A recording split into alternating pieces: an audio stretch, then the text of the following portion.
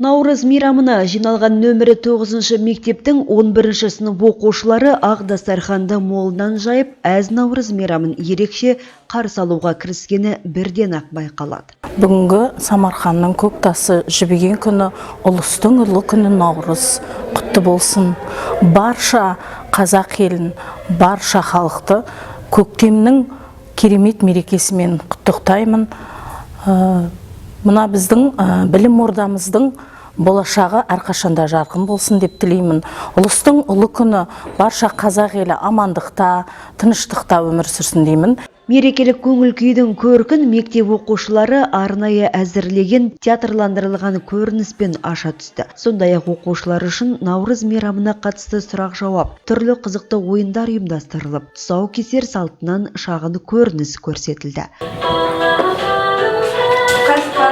Қаз болам, сауынды кесейін, қадам бассам маз болам, қаз баса ғой қарағым, құтты болсын қадамым.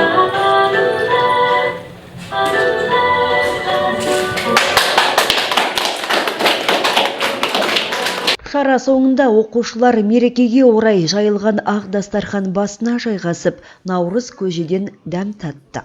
Наурыз